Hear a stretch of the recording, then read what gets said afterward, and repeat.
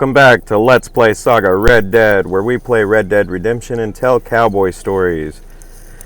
We're going to walk up here and talk to Dutch for a minute, and then we'll get started on the story.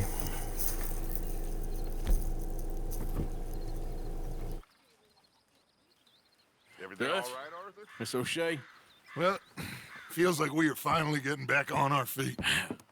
You, find a buyer for them bonds we stole? Not yet, but Jose is working on it. When we heading west? Soon? I don't know. Feels like things have changed. The whole world's changed. But they don't want folk like us no more. We're being hunted. We are smarter than them. Only the feeblest of men take jobs in the government. I hope so. Trust Dutch, Mr. Morgan. You have to. They got Micah! Dutch! Arthur! What's going on? They got Micah. He's been arrested for murder. He was in Strawberry. It's okay, son. Breathe. They nearly lynched me. They got Micah and the sheriffs in Strawberry. And there's talk of hanging him. Here's hoping. Arthur. What? The fool brought this on himself.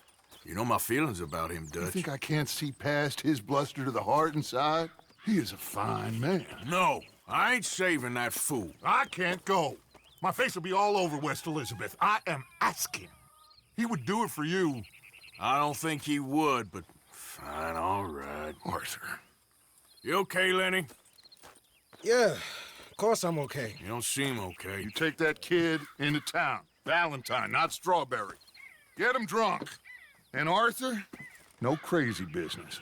I've given that up. And you get Micah out of that jail. Come on, son. I'll get to it, Dutch. Just can't drop everything. Okay, boy. Alright, I got a short episode here today, so I'm going to tell a shorter story. But, once again, keeping with trying to vary it up a little bit, we're going to tell the story of Pearl Hart. Now, she's reported as being the only woman who ever robbed a stagecoach, and I don't know if I believe that she's the only woman that ever did it. I just believe she's the only woman that ever got caught. So, in 1898, Pearl Hart was working in a mining town of Mammoth, Arizona. Now, I believe she was working as a cook in a boarding house, but during her time there, the mine closed and she fell on some financial hard times. Now, she and a friend, Joe Boot, were both having some hard times, and the two of them decided it would be a good idea to rob a stagecoach. You're all right now. We'll take care of it. Okay, so they went to rob the stagecoach that traveled between Globe and Florence, Arizona, and that was on May 30th of 1899 at a watering point near Cane Springs Canyon. Okay. So this stagecoach had not been robbed in years and years and years, so they didn't even have a shotgunner. It just hadn't been a problem, and security had gotten less and less and less over the years. So Hart had cut her hair short and dressed in men's clothes, and the two of them rode up to rob the stagecoach. And she had a .38 revolver, and Boot had a Colt .45. Now, when they got there, they stopped the people. They had them give all their money, which was $431.20. Now, equivalent, that's like $14,000 today. So they robbed a good portion of money. They also took a couple of guns from the passengers, and after robbing the stagecoach, Hart returned $1 to each of the passengers so that they could at least buy a meal. A little bit of soft-hearted there. Now, the reports vary about exactly what happened, Thank you. but it's believed that they got lost while they were trying to get away and rode in circles a bit, and the sheriff caught up to them and they were captured. Now, she fought to avoid capture, but ended up being captured anyway. Oh, there, dullard. My lord. So You men is dumb. they were. So let me see. Boot was held in Florence, and Hart was transferred to Tuscan, the jail lacking any facilities for a woman, and the novelty of a stagecoach robber that was a woman spawned a lot of media frenzy, and national reporters soon joined the fray with the local press, wanting to interview and photograph Hart. And so, you know, here's a quote from Hart when she was asked about being a stagecoach robber. She was asked if she. What am I trying to say here? She was asked. Well, it's just part of her interview. It's not really. I'm not entirely sure what she was asked. But one of the reporters said that she was just the opposite of what you would expect for a woman stagecoach robber. Though when angry and determined, hard lines shone about her eyes and mouth. You're just referring to her, not really what she was asked. She didn't report this. This is what the newspaper said about her. So a lot of the people, even the local people, became really fascinated with her, and Hart took advantage of this severely. Now, Hart and Boot came to trial in October of 1899, and during the trial, Hart made an impassioned plea to the jury, claiming that she needed the money to be able to go to her ailing mother. So the jury, at the end of the day, ended up finding her not guilty, and they acquitted her of all charges. And the judge was not happy about this. He even scolded the jury for it. Now, in true fashion, the United States government immediately arrested the pair for tampering with the U.S. mail. Now, there is absolutely no report that they stole any mail, only that they stole the money and 2 revolvers. But they were arrested and charged with tampering with the mail, and they went through another trial,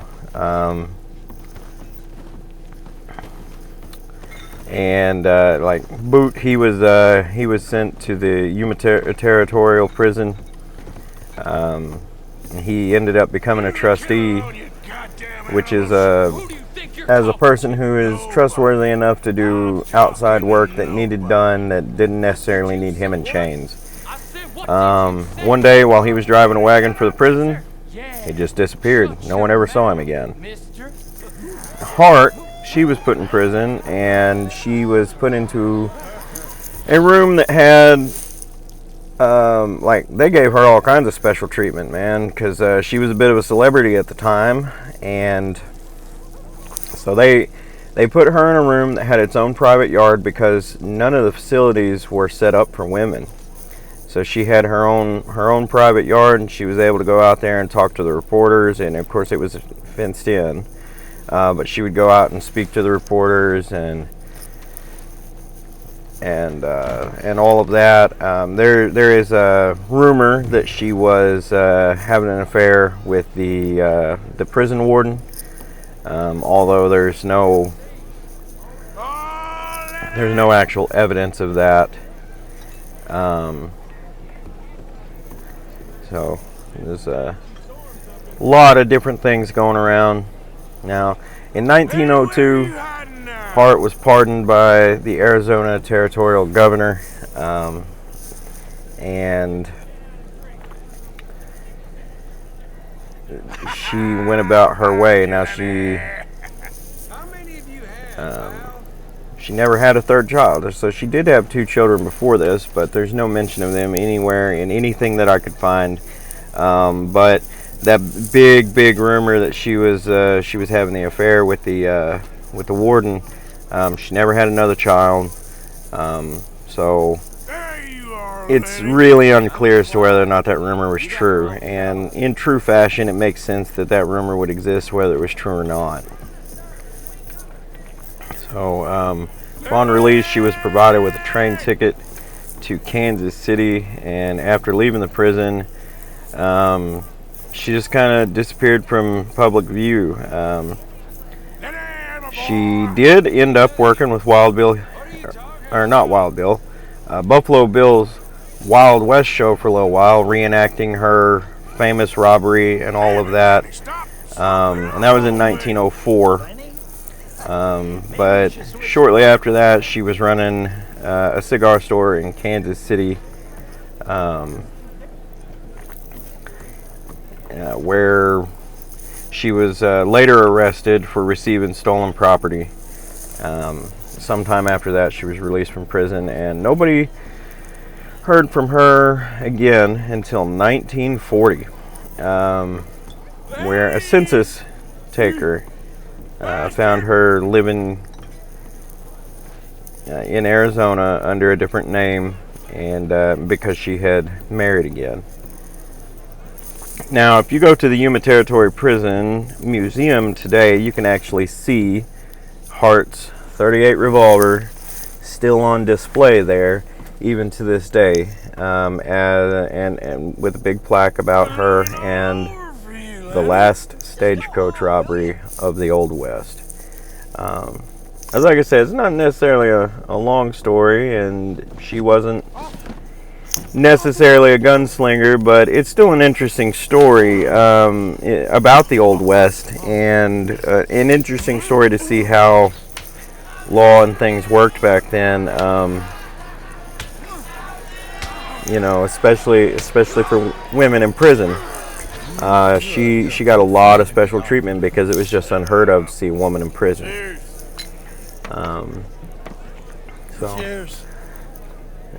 Anyway, it's like I said, I thought it was a very interesting story.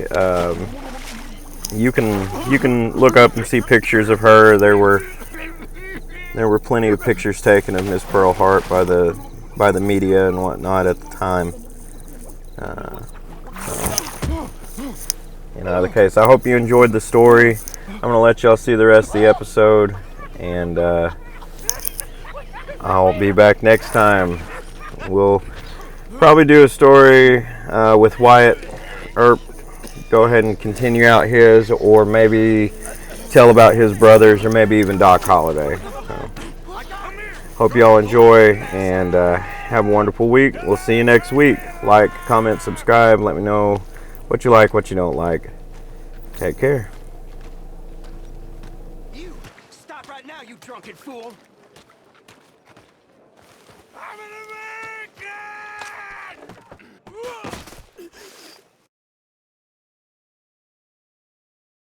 Arthur!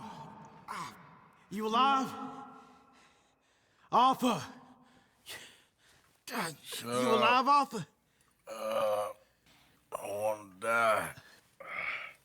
Where are we? What did we do? I don't know. Oh, me neither. You pair degenerates. There's a fine for drunken violence in this town. You're just lucky no one was killed. Hey, we didn't start a thing. Yes, you did. Well, I don't remember. Either you fools got any money, it's $10 and you're free to walk. Sure. Now, get out of here. I don't want to see either of you around here no more. Oh, Jesus. So, that was a quiet drink? First one was pretty quiet. Yeah, the first one was pretty quiet. At least it took your mind off goddamn Mikey. Well, that's certainly true. I gotta get out of here. I'm just gonna have a little sit down and feel sorry for myself.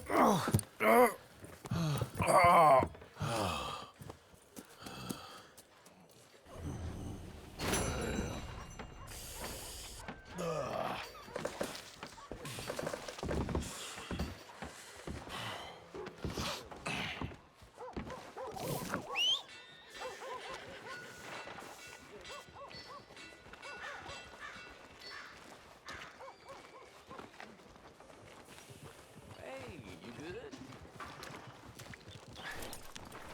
I just don't know. Things will look up soon enough.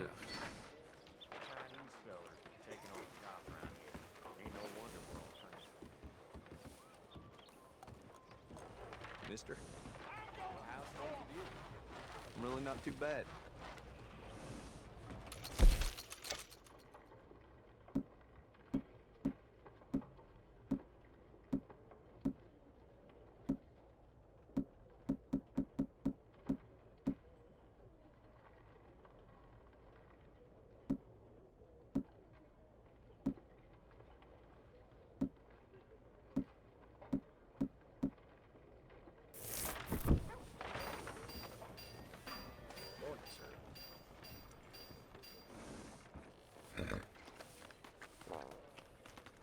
Get going, boy.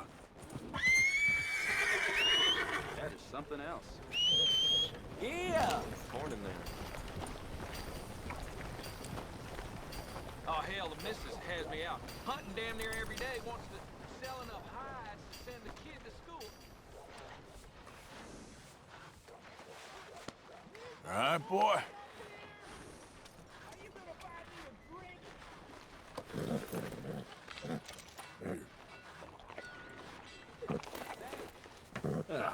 I'll stay there, boy.